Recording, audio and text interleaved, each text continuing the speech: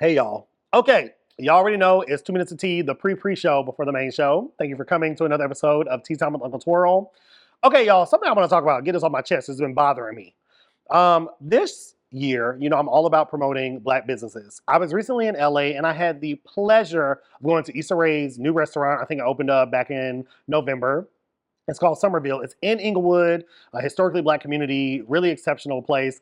And I have been reading a lot of mixed reviews before I got there, right? People, it's too expensive, it's this, it's that. When we got there, everyone was so friendly. The staff was incredible. It is such a beautiful venue. You walk in, it's giving like Cotton Club. They had like a live jazz band. Everyone was so Black and beautiful. And I mean, the food was incredible. Like, I had never had caviar and fried chicken before. Issa, baby, you did that. Baby, you have changed me forever. It was exceptional. Like, I really can't even praise it enough. It was really, really great. And I want to talk about some of the reviews I was reading, especially when people were like, it's a little overpriced. Baby, don't come to Atlanta.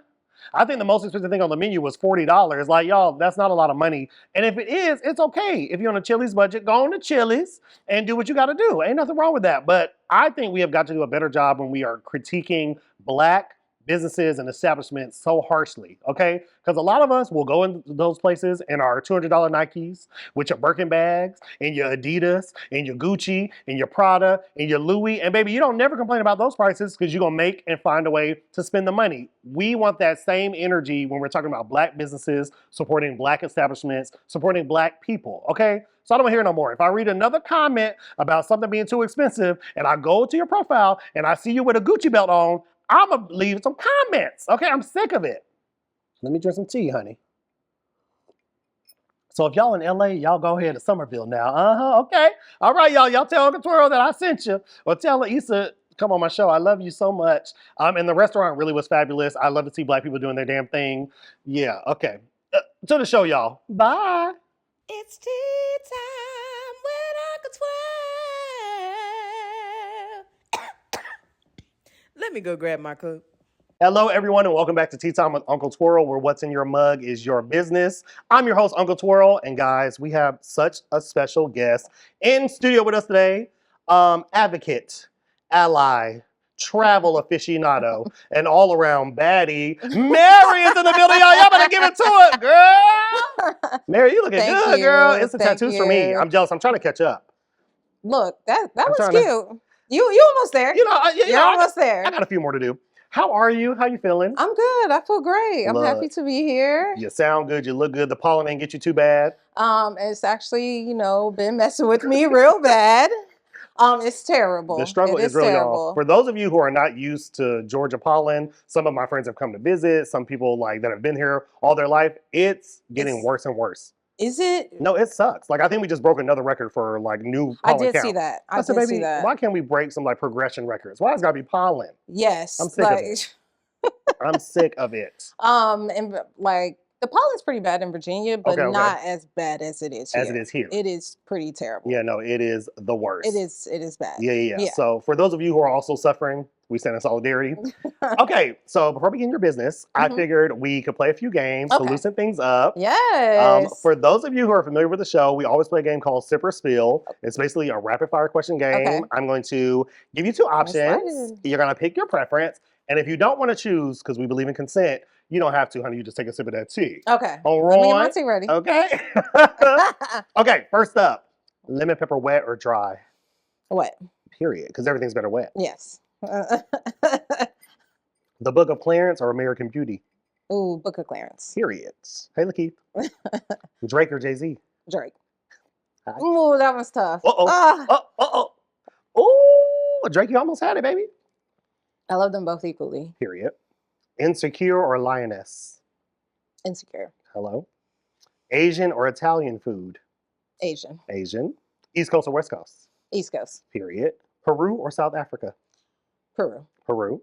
Norfolk State University or Hampton University? Norfolk State. Hello. Always. Okay. Hey, Hampton, don't be in your feelings, girl. I can hear you on the comments. Fitted or snapback? Snap. Period. Flights or feelings? flights. Hello. You breezed through that. Yes. That was easy. Yeah, that was easy. That was good. Okay, That was good. You just I like like one little those. sip. Yeah, You know what I'm saying? was good. It's only because you love them both. I love them both. Okay. I mean, Jay-Z is amazing, but overall, like, I just love and listen to Drake the most. Facts. And has been the soundtrack to my life. I mean, literally. Literally. Like, yeah, you know, a lot happened in that recent beef, but y'all don't forget, Drake has some bangers. Drake's got Okay? some hits. He really I love does. Drake forever. Period. I hope he gets back in his feelings recently because that's what I want to hear. I want to hear more of that. Yeah, exactly. Okay. So the next game we're going to play is called Face Off. It is our Okay. Black Girl Magic edition. Okay. So essentially, I'm going to read to you some different shows that have been led by Black women or Black girls, and then we'll just have them face off and you'll pick the winner. Okay. Okay, you ready? Okay, cute. That's So Raven or True Jackson VIP. That's a Raven. Period. That's So Raven or The Proud Family. Woo. Woo. She's struggling, That's y'all. a Raven. Okay. That's So Raven or 101. 101. That was my show. 101 or Sister Sister. 101. 101 or Moesha. 101. 101 or Girlfriends. Girlfriends. Girlfriends are living single. Girlfriends. Girlfriends are insecure. Damn. She sipped. Okay. Girlfriends are half and half. Girlfriends. Girlfriends are P Valley. Girlfriends. Girlfriends are The Game. Girlfriends. Girlfriends are Being Mary Jane. Girlfriends. Girlfriends are Queen Sugar. Girlfriends. Girlfriends are How to Get Away with Murder. Girlfriends. Girlfriends are Scandal.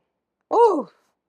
Girlfriends. And it's Girlfriends for the win, y'all. Yeah. Black Girl Magic. I And love y'all- Girlfriends. And it's such a great show. It's amazing. Oh my gosh. Like, it's amazing. Now I rewatch it every year. Yes. Now, how'd you feel about that last season when Tony won there? Because I was in my feelings about that. I was in my feelings about Yes. that. I was pretty bad. But to be honest, for her not to be there, it still ended up being like a decent, but it still feels like unfinished. Yes, unfinished, definitely. It feels unfinished. But Tony was my favorite. And Maya too. Same. And their banter together, like, hilarious. amazing. Yes. Like, the Girlfriends is really, I feel like they gave Joan a hard time. They did. I really... Shout out to Joan because I empathize a lot with Joan. Yes. I got a little Joan in me. Yes. Yes. Joan, I feel they bad gave for Joan Joan a hard time. because she was just trying to keep it all together.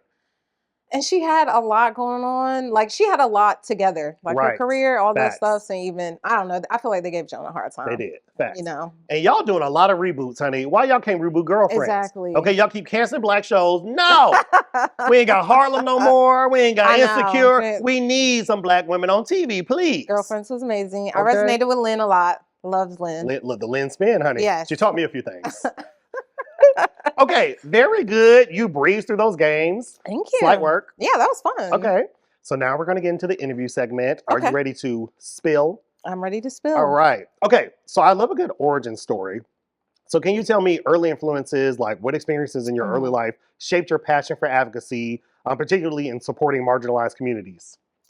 I think I was just extremely empathetic person growing up, like as a child, but I also think like, and you'll probably hear me say this a lot, but also like I'm a Libra, like the sign. Right. So I think I just geared towards that Mhm. in life. And then I studied criminal justice in school and sociology. Well, I majored in sociology, minored in criminal justice. So I think schooling had a lot to do with it. And then my whole family pretty much does it. Well, Right. the women in my family. So my mom works with kids with autism. My sister is a behavior analyst for kids with autism and other communities. So I think just growing up, I was around it too as well. Right. Just like in some capacity helping others.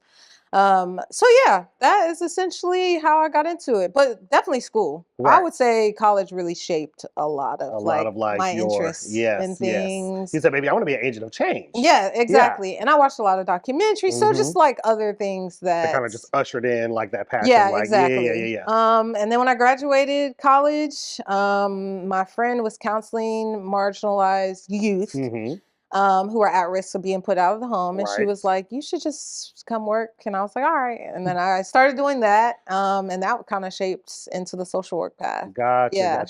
That is amazing. Yeah, thank so you. I used to be a substitute counselor many lives ago. Oh, cute. And so like, you end up working with a lot of the unhoused population. Yes. And you get to hear a lot of their stories. Yes. And I try to tell people like, you have to have a level of empathy to do this kind of work. Yes. But when you see people on you know, the streets or maybe on some form of substance, it's easy to judge them. But I try to tell people, like, we are choices away from being those people. Literally. Like, you literally don't even know, like, how quickly it can happen to any of us. Yes. Yeah, especially because we live in a capitalistic hellscape. Yes. Okay? It's not great. It's not great. And it's very, like, yeah, it's easy. So I know you talked a little bit about like the women in your family that do this kind of work. Were there any other like mentors or specific individuals that help guide you on your journey? Any professors of note that you could stand out? Yes, I do have a professor, and it's crazy because I cannot remember her name to save my life, but she was amazing. I went to HBCU, of course. So like there's a lot of professors, but there was one particular, I cannot remember her name. I'm getting old, that tells you. It'd be like that. Don't judge us, you'll get there. Yes, I'm getting old, but she was amazing. I don't know where she's at now, but she was great. She always helped me, and she was just really passionate about what she did. Like for a second, I was like, "Oh, I think I want to be a professor." Like that's how great she was. Right, but I'd probably say her if I knew her name. Okay, well, look, shout out to you. Yes, exactly. I try to tell people all the time, like sometimes, like you know, as we're like reminiscing on like people that have an impact on us, it's not always like I may not remember your name, I may not remember exactly what you said, I may not remember exactly the thing it is that you did, but how you made me feel, that like is everlasting. Yes. Yes. And then there was this moment before I moved to Atlanta where I wanted to get out of the social work because of burnout. And so I wanted to stop doing that and counseling and all that. And then my girlfriend's mother was like, you know, maybe, and I was having a hard time finding a job. My girlfriend's mother was like, maybe you're like running away from like what you're supposed to do. That purpose. And I wanted to get in tech. You know, that's what everybody wants to do. They want to get in tech. That's where the money's at, all that. And so she was like, I feel like you're running away from like what you're supposed to do. It was very brief, very in passing when she said that to me. And then I went and I was like, you know what? She's right. And I started applying and then I landed into the current job I have now. God was like, the universe, they said, come. Yes. You're on the path now. Thank you. Come back. Yes. No, that's really beautiful. I think a lot of times like that stuff that like scares you the most or like makes you the most uncomfortable, sometimes that is where the growth is. That's where the blessings are. And so I feel like, you know, we all have gifts that sometimes we just kind of have to lean into even when it's scary. We just have to lean into it. Like I'm supposed to do this work. I'm not supposed to be sitting behind a computer coding. Girl. Okay. And I have a lot of friends that work in tech. They're miserable. I know. Yep. Yep, they are. Hey, y'all. Shout out to tech. Exactly. Okay. Let's talk about some obstacles and challenges you faced encountering this nonprofit sector. You know, as a woman, as a Black woman, how did those things impact you? Were there lessons that you learned along the way? Yeah, I will say I feel like I got really lucky because I really have not had to work with any other people that have looked like That's me. What's up. I feel like I got really lucky. I've not had to be in the corporate America really working with white folks. So I will say that I have not faced much adversity in that in itself. Yeah, so I just really I got real lucky. I think one of the major blessings a lot of us realized like when COVID hit was remote work. Okay, there was a lot of shit going on, but remote work changed a lot of people's lives. I don't even think I realized how many microaggressions I was dealing with in the office until I was at my home. Yeah. And I was like, maybe I don't hate my job. Exactly. Maybe I just didn't like the environment I was in. Yes. Yeah. No, that's real. Yes. I got very lucky. So when people talk about things, I'm like, I cannot even like maybe not my story. Imagine. Okay. So I don't have any like adversity. Come on, obstacle free. Period. We pray that all your lives. Amen. Yes. Yeah. Okay. Let's talk a little bit about community engagement. Yeah. So how did your initial work with housing advocacy evolve into the broader commitment to community empowerment? Yeah, so I'd probably say, again, like I started off counseling. I started off doing that. When I got here too and working with what I'm doing now, running the Trans Housing Coalition, I think realizing that the homelessness is like there's a lot of other things that play into it. And the name and Trans Housing Coalition, the coalition name is really community. Like we need a coalition to help everyone. It's not just us. We can't do all the work. We need other organizations to do the work with us. And so I probably realized that like we need that community and we need all of those things to, you know, do this work. Facts. Yeah. I think one of the biggest highlights from this election, this raggedy ass election, is that all we got. When those stats came out, like, you know, a lot of people like to talk, you know, ish about like different communities not really supporting each other. Maybe the Blacks, the gays, the Jews, I saw y'all, Yeah. came together. Okay, we were like, baby, he must be stopped. Yeah. And so I feel like those are moments where you realize like community is really all you have. Yes. Sometimes. Yes. And so you have to lean into that because, like you said, we can't do it by ourselves. Yeah. And I think moving here, I think Atlanta has, for the queer community and the trans community, it is so big here and it feels much different. I don't think I experienced this in Virginia, but here, yes, like there has been a lot of like community that you can lean into for personal and for professionally. Facts. For the work that I do. It definitely is like the shining beacon on the hill. Like Atlanta has definitely been like a haven for a lot of people. Yes. And I think a lot of us kind of take that for granted. I remember like being 18, you graduated the first time I ever went to a gay club, and just seeing like how many transient people were even here then and how much the community was really showing up and how people really just poured into me as a young gay man. Like I think I take a lot of that for granted sometimes. So I don't think about it. A lot of people don't have it. Are you from Atlanta? Yeah, born and raised. Oh, I'm a peach. Oh, cute. Yeah, I am. So yeah, like you were saying, like I think sometimes it's hard to, because when you're used to something, you take it for granted. Right, yeah. And so not thinking about how there's not a lot of support in other states or in other cities. And so people come here because it is like a haven. Yes. Yeah. So you got to feel that. Yeah. It's not like that if you, imagine you being born in Arkansas. Or right, no. Okay. Or even something different as North Carolina, or like, Right. It's very different. Yeah, Atlanta definitely was that bubble in a very like red sea of like conservatism. Yes. Yeah. It's been great. I love it here. Period. Okay, let's talk about one of your favorite things, travel. Yes. So I feel like travel is one of the best educators. It's like a really great way to learn things about not just yourself, but other people, like kind of make you like a global citizen. So you've traveled extensively. Let's see, you've been to Peru, South Africa, Amsterdam, St. Martin, Joshua Tree, Tulum, Costa Rica, Honduras. Girl, I can keep going, baby. She is well traveled. The passport book is full. Okay, I love it. And all across the USA. How have these experiences shaped your worldview and approach to advocacy? Ooh, great question. I would probably say it just keeps me very open. It just keeps me very, very open. One, for like how limited resources there are everywhere.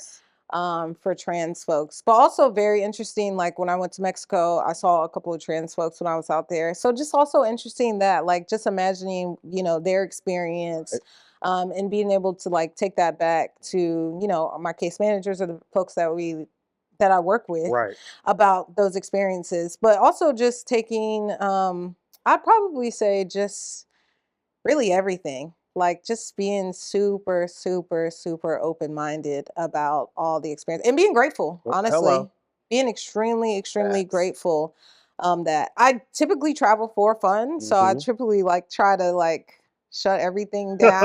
You know what I mean? Right. But I'm a traveler. Like I'm traveling inside. I'm with the people. Like I'm not on a resort. I went to a resort for the first time this year. So you were like traveling like really immersed in the communities and culture. Absolutely. Absolutely. I won't really do it any other way. I love that. Then this year confirmed that. I went to Dominican Republic and I went to a resort in January. And it wasn't giving.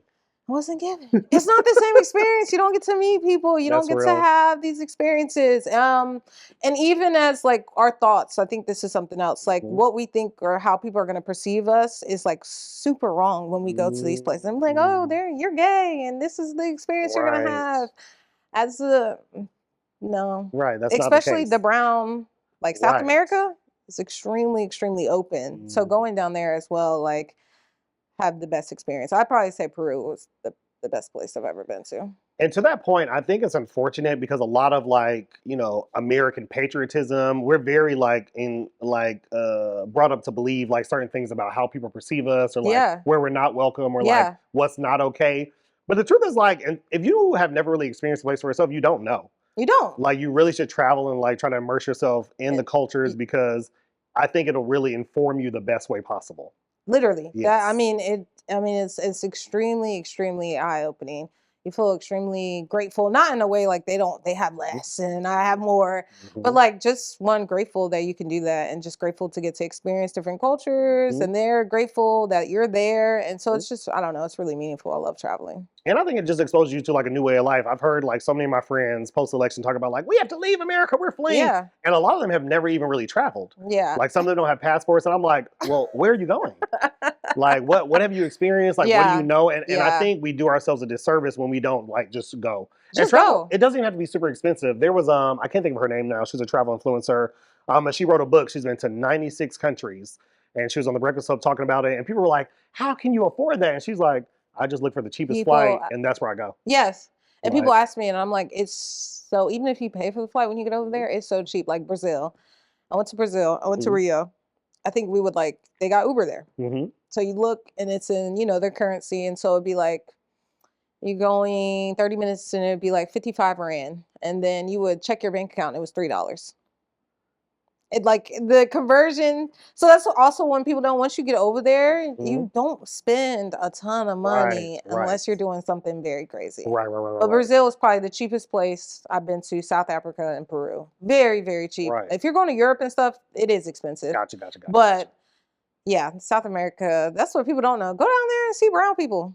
Because, Everybody want to go to Paris girl, and Italy and stuff. Go down there. And no shade, y'all. Paris smell like pee, and those people are mean. Yeah, I said it.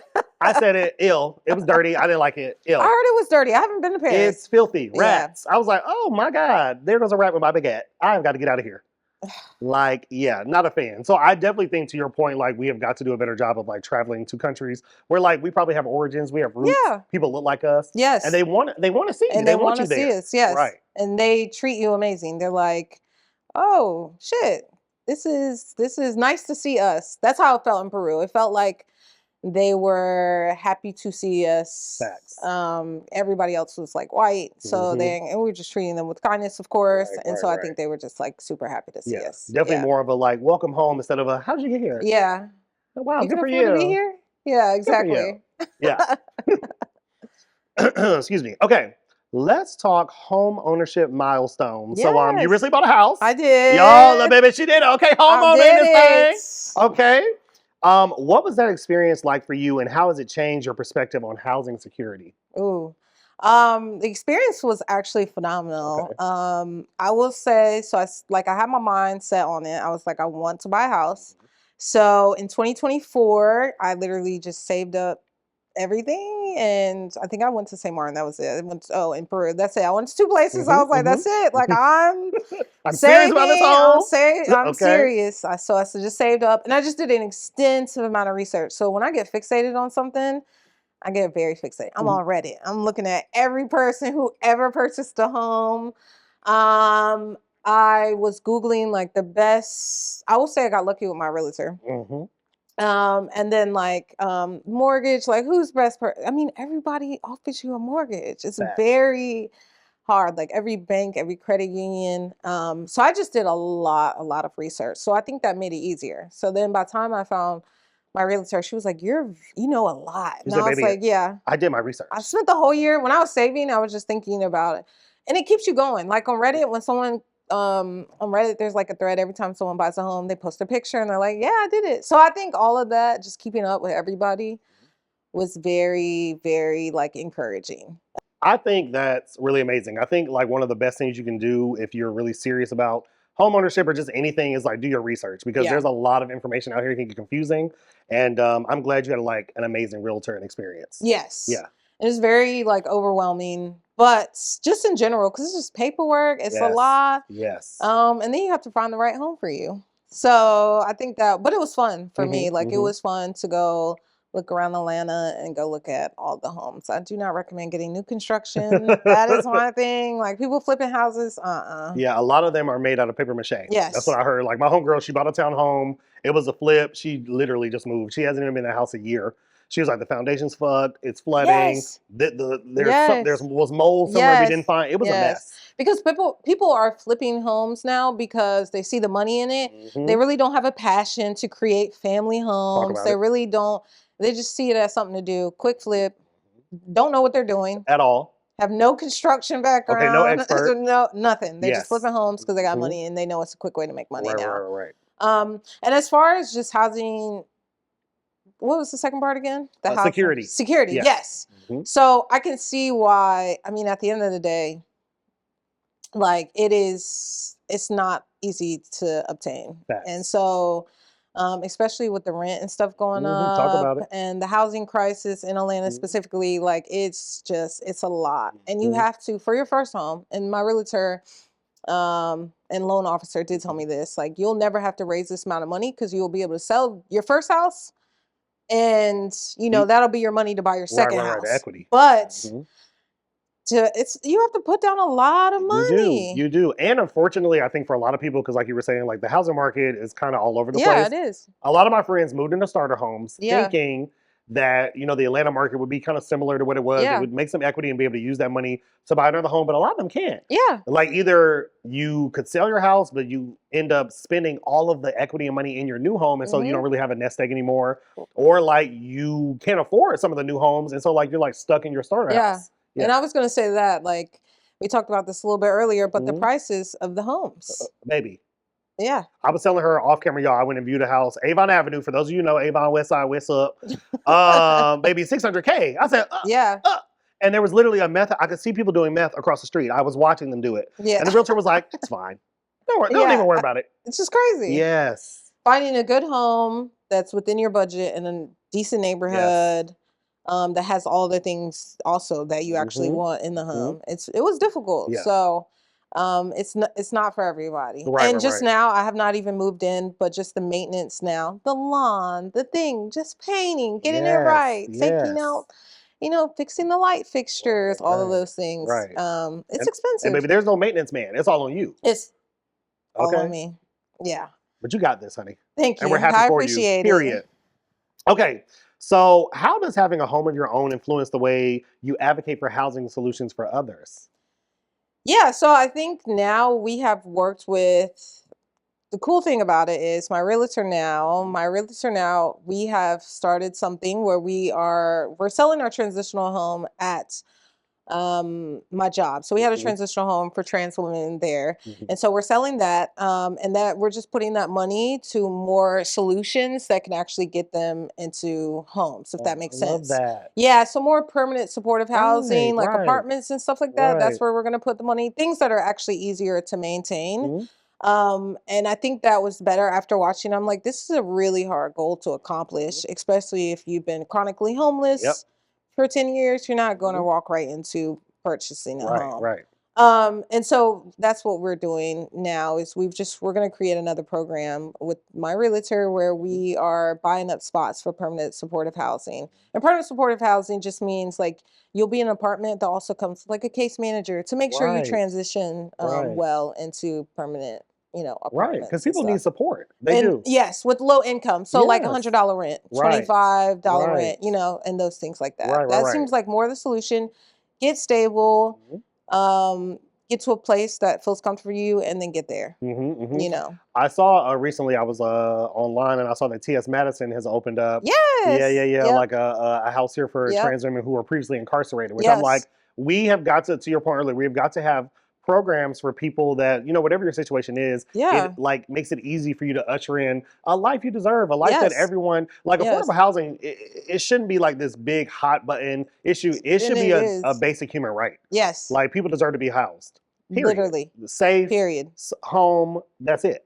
Yeah. Yeah. And it's very, very, you'll be surprised how hard it is. No, And then sometimes when they do get into these apartments that are more open to it, they're very, very strict. Like, oh, you have somebody come over or you're out, Yeah. And so it's like, I'm a human being. Yeah, exactly. Yeah. I can't have guests. Like what? I can't have my boyfriend over. Is this my house or not? I can't have my girlfriend over. Right. Yeah, exactly. Yeah. So yeah, that's been the issue, especially in Atlanta. It's just a housing crisis. I mean, people cannot afford. No, they can't. A 1-bedroom. No. When I got here, I was shocked. Gagged. I was like, oh my God. I was paying like $900 in Virginia, and I got here, and I was paying $1,575, easily, which is now on the cheaper end. Yes. Like, where can you find it? Yeah. People are racing towards it. And it's crazy because I think Atlanta used to be a place where people are like, it's a great way to come and start your life. It's a great place. It's affordable. There's community here. And it has really changed a lot. Like, even like a lot of the queer spaces closed. Yeah. I was talking to a friend yesterday and she was like, where do Black people really have a space in Atlanta that like we know is like, this is Black? Like we used to have areas, but a lot of this stuff is closed. It's shut down because rent has gone up. Like restaurants are closing. It just is not what it used to be. It's terrible. Yeah, the rent is high everywhere. It's just, it's ridiculous. Yeah. It's not great. Yeah. Oh, y'all, we got to do something. Okay.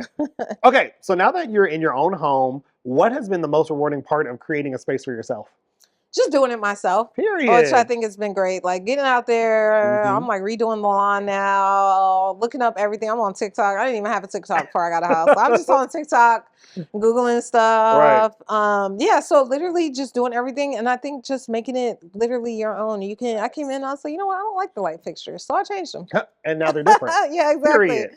But you can't do that in an apartment. No. But yeah, I think just being able to do whatever you want to the home and like doing it myself. So like even I hadn't changed the light fixture before, but I got on TikTok, showed me how to, and been doing everything. So I think it's also just teaching me a lot too. Right. A lot more stuff, and I like to do stuff with my hands. So I think it's nice to like do, you know, more things. Right. It's keeping me very, very busy. Let me find out you Bobbiana the builder. Let me find out. I can do something now. Let me find out. You got a little skill set. Because baby, I have some projects. I need some help. Okay. Yeah, baby, I got you. Let me tell you, I'm not handsy. Okay, that is not my gift to Really? the world. No, girl. I will electrocute myself. You talking about what? I'm like medium. Like if I really put my mind to it, I can do it. Right. But that's just it. I respect it. Yeah. It's giving HGTV. I love it. Yeah, exactly. Okay. In this current landscape, we talked a lot about like you know, housing insecurity. Yes. But there's a lot of anti-LGBTQ plus legislation being passed in this current administration. How has the landscape of homelessness changed, and what new challenges have emerged under this new reign? Yes. So two things. I know I can't remember the exact bills. There's one that has is trying to get passed where they're trying to criminalize homelessness in Georgia. So like being on the streets or being somewhere, you can get, you know, you can get in trouble or you can be arrested for it. And then another law that has affected us at the Trans Housing Coalition was about the name changes, the executive order of only recognizing two genders from Donald Trump. So because of that, they put the gender marker changes on hold and the name changes. So that was something that we provided, was name changes. So you could come in as a client and you could get your name changed and your gender marker changed. But now, and we work with Atlanta Legal Aid to do that. Right. But now because the executive order, they can get their name changed, but they can't get the gender marker. So And your name. So a lot of the clients are like, why do I want it to say Tiffany if it's going to have male next to it? Right. And so that has been like a super big issue for the clients as well. It's demoralizing. Yeah, it is. It is. It's really dehumanizing too. Yeah, exactly. Yeah. And so that's been a big issue. And then there was another bill that it doesn't necessarily affect us, but still affects our community. And that's just where the bill is that any trans people who work for the federal government cannot use their insurance now to pay for hormones replacement therapy. Yeah. Mm-hmm. I'm not gonna cuss. Yeah. All right, y'all. Thank you for sharing that. I think a lot of it is just like, because we were talking about earlier, the news is so oversaturated, right? And there's so much happening at once. I think as a tactic to confuse us, to like, so we don't pay attention to every single thing. But I think the more informed that we can be about like the upcoming changes, things that are impacting like our communities and even other communities, is the best way to be able to support. Because that is awful. It's crazy, and it seems small to someone like, "Oh, you can't get your gender mark," but it's big to someone who it's a big deal for it to say female. You know what I mean? Neck on your license. Right. This is who I am. Exactly. This matters to me. Exactly. And no shade. If it mattered to you, it mattered to me. What's wrong? What's up? Exactly. Why can't they do it? Exactly. Yeah. It's not a big deal. Yeah. Oh, I hate that. Okay. Let's talk a little bit about program development. Yes. So we talked a little bit about one of the programs you're trying to start now with your realtor. Yes. Are there any other innovative programs or initiatives you've implemented to address unique needs of those facing housing insecurity? Yeah. So we have started a direct cash assistance program, and that's with the Help of United Way. So we got a grant from the United Way. And so what that grant does is provides $250 every month to 10, we started out as 5. We've done it now for 3 years, but now we just expanded the program. And so now it's like 15, 20. We're about to start. So for every year for 12 months, the person can get $250 every month. Okay. And so it's just unrestricted cash. Right, It doesn't right. sound like a big deal, but it's just unrestricted, especially for our clients. Right. So you don't have to be sober. You don't have to not be doing sex work. You don't have to do anything to get it. However, we also think trans folks have unique needs. So every month they may change. Like you can use 250 to pay for your hormones. Right. Maybe this month you need to buy groceries. Right. Maybe next month you don't want to take the MARTA. You want to take Uber because the MARTA is very dangerous for trans women. Those types of things. And so that has been really phenomenal. But now we've been able to expand. Instead of 5, we've done 10, and now we're going to do 20 girls a year. Just unrestricted $250 every month for 1 year. And that helps. That helps. They can save. That helps just with like, you wouldn't believe it, the most minuscule things. Right. And like I said, we doing that permanent supportive housing apartments where it's based on their income. So sometimes they may get, I don't know, their apartment rent might be $100 a month. So they might even use that to pay their rent. Yeah. And so it's not just housing security, it's like basic essential needs, Yeah. healthcare, whatever. Yeah. And a lot of them use it for like gender affirming things. I can go get makeup. I can go get wigs. I can go get a dress, things that affirm my gender, like and make them happy. A lot of them use it for that. And stuff like that's essential. And I know a lot of you, if you out here saying like $250 ain't a big deal, give me $250. Yeah. Okay, because baby. Please. Yeah, because you might go to other orgs and be like, here's $200 for groceries. And that's great, but I might not need that every month, $200. So if I can be able to use it for whatever I may need, so we're very, very particular about it being unrestricted. Do whatever you want. You do not have to report back. Just let us know, is it working? And they always. And that's it. They just take a little optional survey and say, hey, this is what I use my money on. We don't even care if it was cigarettes. Like, it worked. Yes. Yeah. Because I think a lot of times, like, we want to help people a specific way. It's like, I'm going to tell you how I'm helping you. Instead of listening to like, no, but this is what I need. This is the best way you can help me in this moment. And so I love that. Yeah. And then we had one more, we actually, very cool, Billie Eilish's nonprofit. It's called Support and Feed. They've partnered with us. So starting 2 weeks ago, they provide plant-based meals for us every Monday. Yeah. And so her mom runs it. Her mom's actually supposed to come out here in like a month to come visit and stuff like that. But yeah, so that we have a food program now. So anyone, and it's open to the public too, queer, trans, can come every Monday and get a hot meal. Yeah, at our office. Make sure y'all listen to these resources, because there are resources here. And that's another reason, like when I was thinking about a lot of what I wanted to shoot this particular season, one thing I was very, very intentional about is community building. Okay, reaching out to people in my communities, people that are, in the intersection of my communities, because I know we said earlier we got, but y'all, there are resources out here, and it's important that you know what they are, because a lot of us don't. So I hope y'all are listening. If you know someone in need, okay? Yes. just want to remind the people, take some notes. Okay, let me see.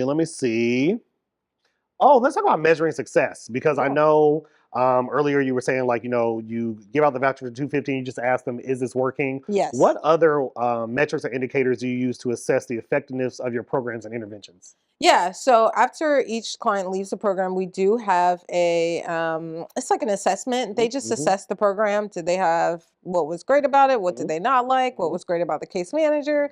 Did you not like it? So they take that at the end. I compile the data and all that stuff at the end. And the year, we just kind of look at it. We do what's called an impact report.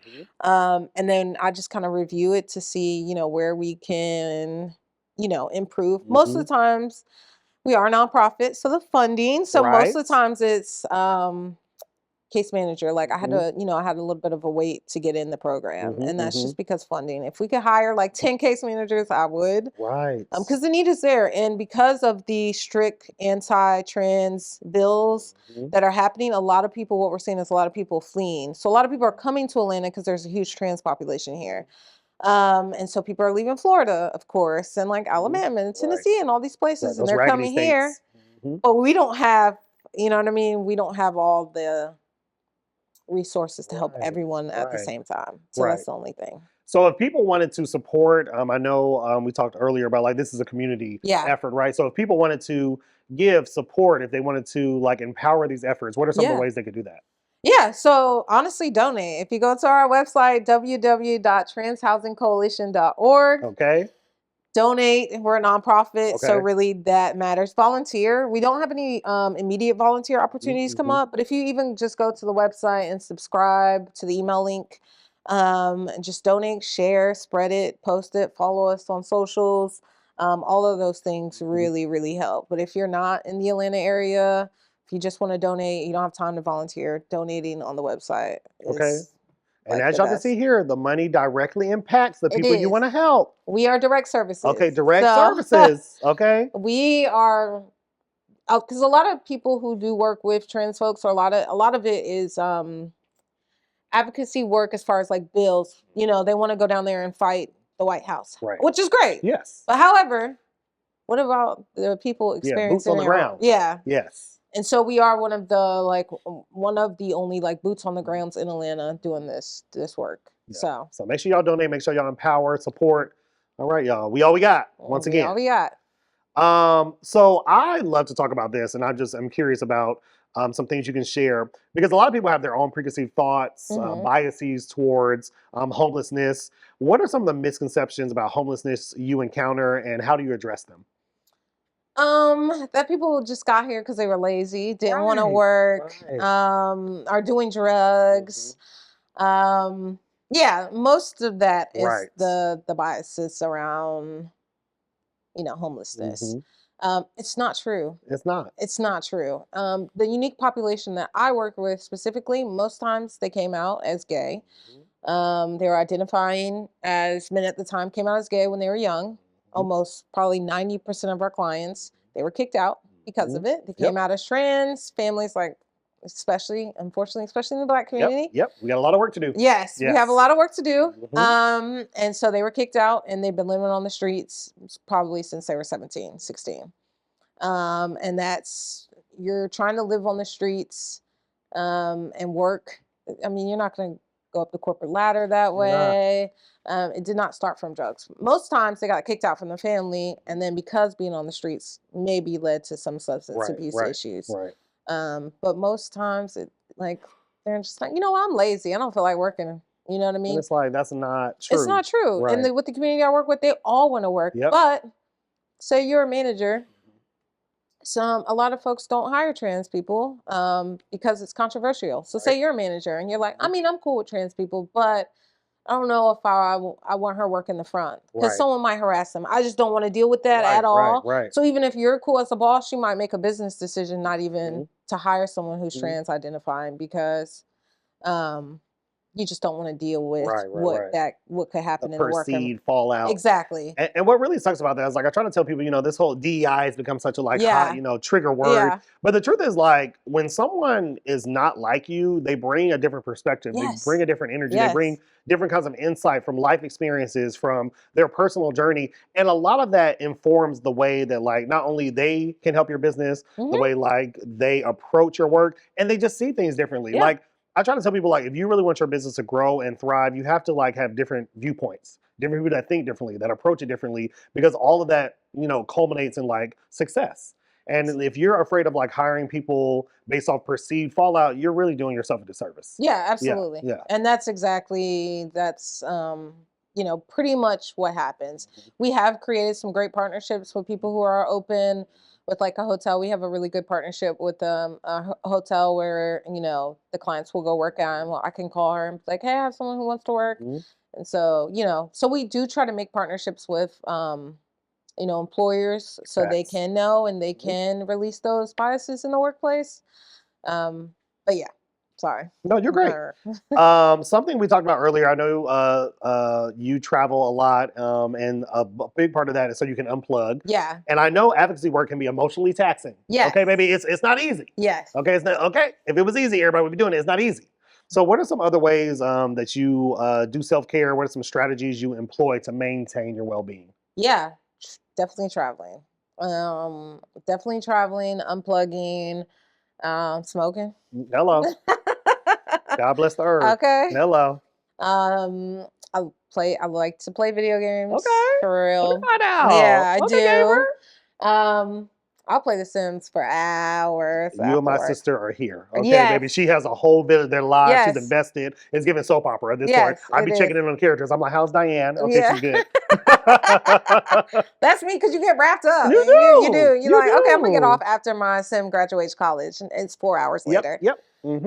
Yeah. So I do a lot of that, and then just going. I really like to go get dinner with my friends and stuff like that. So a lot of those things to just chill out. Because we need a break, honey. Yes. Because burnout is real. Burnout And you know, is the fight is only getting more intense. And so make sure you are taking care of yourselves. If you're doing any kind of advocacy work, whatever your form of resistance is, make sure you take out time to make sure that you're good so that you can continue to fight. Yes. Big facts. It's very important. So who are some of your inspirations? Like what inspires you to continue to do this work, especially during such challenging times? Ooh, that's a great question. I don't know. I'd probably just say like the clients that we work with. I really love my job and like they're so happy, they're so excited to see me, they're so thankful, they're so grateful than anyone. I mean, the simplest thing. I mean, we got a client who was living on the street last week, a hotel for 5 days. And I mean, she was crying, just bawling, crying just to be in a hotel. I mean, we're not even talking about like Four Seasons or anything, like just crying. So I'd probably say that is my inspiration. I really, really, I know some people are like, yeah, I like my job. I mean, I go to work, but I like love my job. It is like, my purpose. It's who I am. Yeah. Right. So it's the people that I get to like meet and like they've inspired me. You know what I mean? And I would definitely say them. I love that. Yeah. I think there's nothing better than like, it's like you plant a seed, you water it, then you get to finally see it bloom. Yeah. That direct impact is priceless. Yes. Facts. No, I love that. Okay, let me see. Now, let's talk a little bit about you. So, personal achievements. What's something you're most proud of in your journey so far as an advocate? Probably my promotion to executive director. Congratulations. So, thank you. Yeah. So, I think that has probably been the best. But I would probably say overall, just turning the whole program around when I got here. It was kind of the person who started the organization was 23-year-old. She GoFundMe. She raised $3 million. Oh. Yeah, during everything that was going on with George Floyd. Yeah. So she didn't know how to run it, which is fair. I mean, she did a great job. But she was just a photographer. And so I think coming in and like reshaping it and redoing it, I think was probably just my proudest moment for sure. Look, and we're grateful. And grateful. Grateful. Yes. Facts. Yes. Because I tell people all the time, like, you know, you don't have to be the smartest person in the room, honey. All you have to know is like, this is what my skill sets are. Let me attract some people that have skill sets that can help bring my dream to fruition, right? Yes. Yeah. And it was great. And it was just great to get the feedback from the people I work with, the board, everyone. Yeah. So I'm very proud of that. Okay, let's do final reflections. If you could leave one message for people who may not yet understand the importance of this work, what would it be?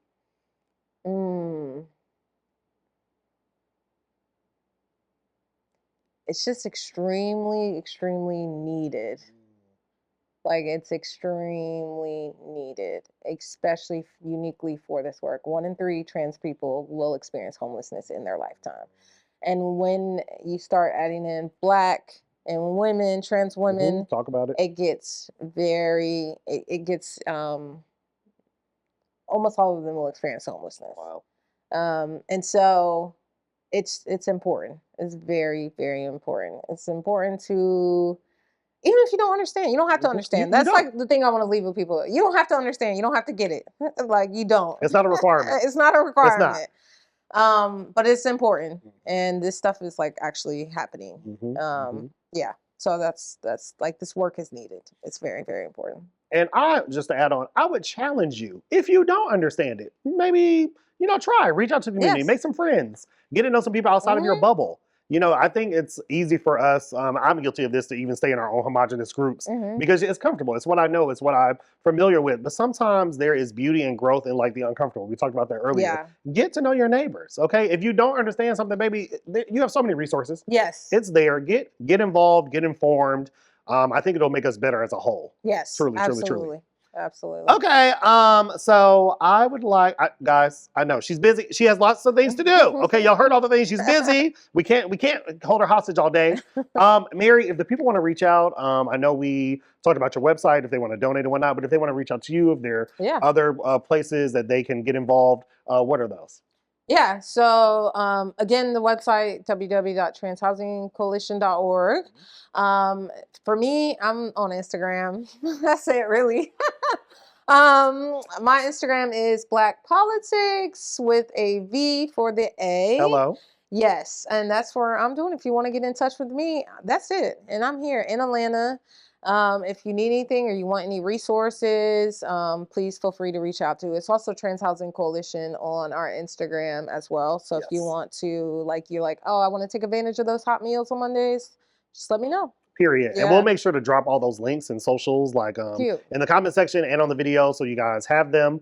As always, I'm Uncle Twirl. That's Twirl with an E. You can find me on all social media platforms at Uncle Twirl, Twirl with an E. Don't forget to like, comment, and subscribe. Y'all give it up for Mary one more time. Thank you so much for being here. You're amazing. Oh, girl, I'm just trying to keep up with you, honey. And as always, remember, feel free to spill the tea, but don't be messy. Bye.